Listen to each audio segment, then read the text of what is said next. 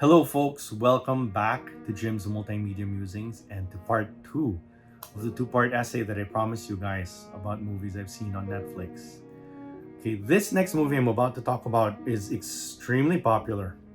Okay, but unlike The Gray Man, which was always destined for its bigger launch on Netflix, this movie got its start where it belongs, quite firmly, in theaters. Okay, but it was a huge hit in the country of its origin, India, but thanks to Netflix, it is now a global sensation as well. I am talking about the action epic RRR directed by S.S. Rajamouli. It is quite unlike anything else I've ever seen, and it's certainly not like anything I've seen this year. It's a piece of historical fiction set in the 1920s, in 1920s India during the height of the British Raj, and it features as its lead characters two actual people, Komaran Beam and Rama Raju. I don't know the rest of his name. These guys were actual Indian revolutionaries who lived and died fighting for their beliefs, but never actually met. The writer-director S.S. Rajamouli remedies that by basically crafting a tale in which they do meet. In the film, Beam is played by popular Indian actor NTR, while Rama Raju is played by equally popular Indian actor Ram Charan. And the beginning of the movie actually has them on a collision course because, basically the English here are the devil incarnate. They're basically just completely evil, and to show that, they kidnap a young girl from a village. The head English bad guy, by the way, is played by Irish actor Ray Stevenson, whom some of you may know as Volstagg from the Thor movies, and he is accompanied on screen by his equally evil wife, played by Alison Doody, whom some viewers may recognize as Elsa, the bad guy from the third Indiana Jones movies. Now, these guys just go completely over the top in their villainy, but heck, it works, all right? So, the evil English governor and his wife kidnap a girl from a village, and the villagers turn to their local hero, Beam, for help. Now, he makes his way to the city in the hopes of getting his village's daughter back. But the governor has caught wind of their plans, and even though they don't know what the heck this guy looks like, they set a huge bounty for anyone who can catch him. And who should answer that call but ambitious young police officer, Rama Raju, played of course by Ram Charan. Okay, so these two guys are on a collision course, but wouldn't you know it, they meet. Although, of course, neither knows who the other is or what the other's goals are. They meet when they are forced by circumstance to cooperate to save a kid. It is an insane sequence. There is no point in me describing it. All I can say is it's something you have to see for yourself to believe. And then they become the best of friends. Insane, right? And that is the dynamic that informs and propels this film, this 3-hour epic. Oh my gosh. And I just gotta say, I'm not by any stretch an Indian cinema connoisseur.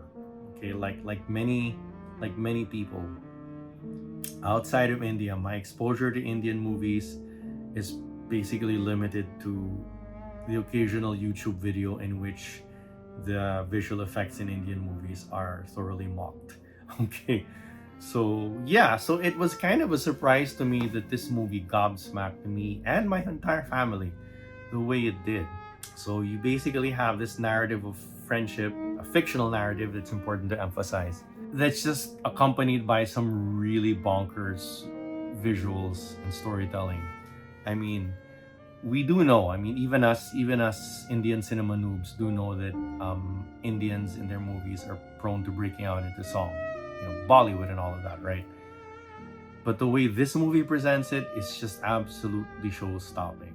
Okay? The sequence that everyone is talking about, I guarantee you, is that insane dance sequence in the middle of the movie, Desinach, if I'm not mistaken. Again, it's something you just kind of have to see for yourself to believe. Now, one of the reasons I'm even making this video is just to contrast this movie to The Gray Man, which I watched them actually pretty close to each other, and I was really struck by the contrast. Because even though this movie, RRR, it's basic, which by the way in English stands for Rise, Roar, and Revolt, even though this movie is just off the rails crazy, the thing is, it's really held together by so much heart.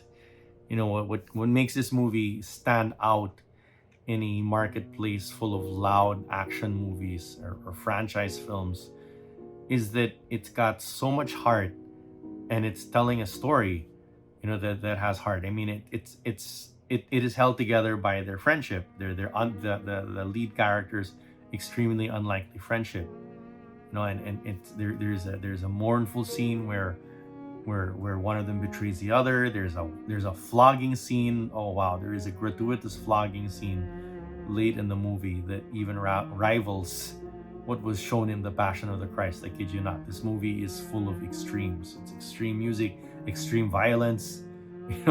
I mean, the only thing missing from this movie is basically extreme sex. Okay. But yeah, what makes this movie such a standout? It's that you have all of these elements. You have action, insane visual effects, all of this stylized storytelling put in service of a greater narrative. Okay. Now, okay, this movie is not without its flaws. It's pretty long, and there's been a lot of talk. I mean, I've read a lot about this movie since watching it, obviously, because I'm a fan.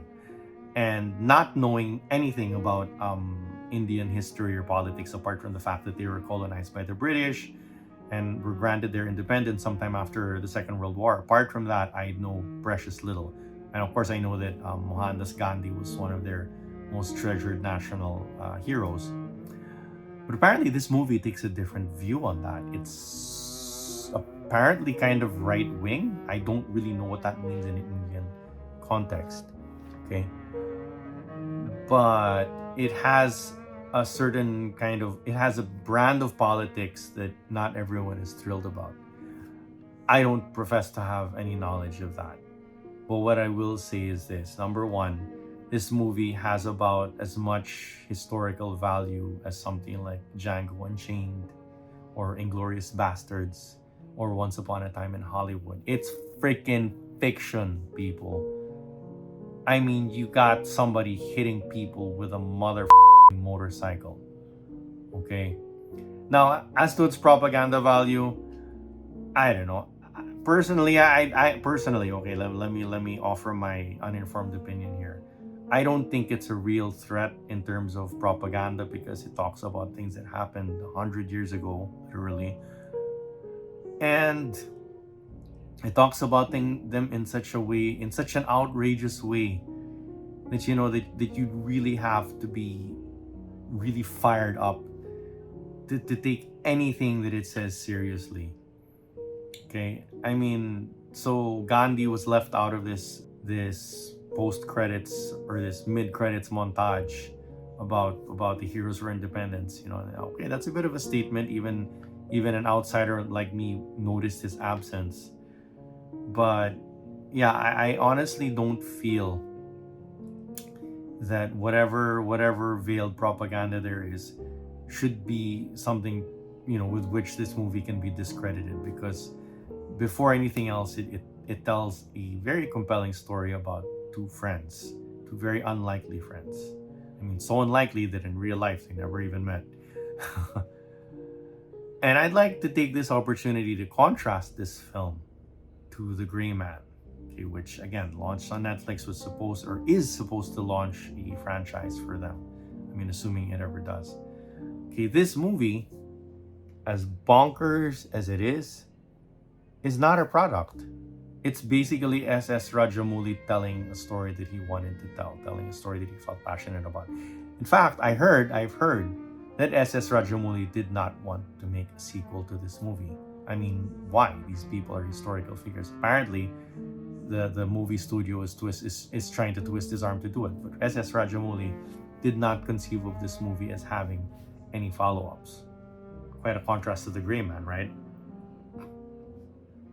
It's sincere, in short. It tells a story. The way that franchises like Star Wars used to, the way that franchises like Marvel used to before kind of jumping off the rails a bit. I'm gonna cover that in another video, don't worry. But RRR, more than any other movie this year, yes, more than any other movie, except possibly Everything Everywhere All at Once, takes viewers back to a time when it was all about storytelling, not about fan service, not about callbacks to movies from the 80s, not about selling products. RRR is just this genuine meat and potatoes or curry and potatoes throwback to sincere, heartfelt storytelling for all of its flaws. Yes, for all of its flaws. And for that reason, well, it's definitely worth checking out. I mean, those of you with families will be advised this movie, again, features some pretty extreme violence. So you might not want to watch this with your kids. Okay? So how do I rate this movie? Like I said, I've basically been gushing about it over the last several minutes. So how do I rate it? Well, if I'm honest, it's a solid 9. I mean, it's a 3-hour movie. Okay, so it's got its flaws, but yeah, it's a solid 9. And apart from Everything Everywhere All at Once, it's basically it's the best movie I've seen all year. It's the second best movie I've seen all year. Okay, so yeah, I would highly suggest you guys check this out. All right, and that's it for my 2-parter. Okay, I'm back. Okay, so I'm gonna post more content regularly, promise.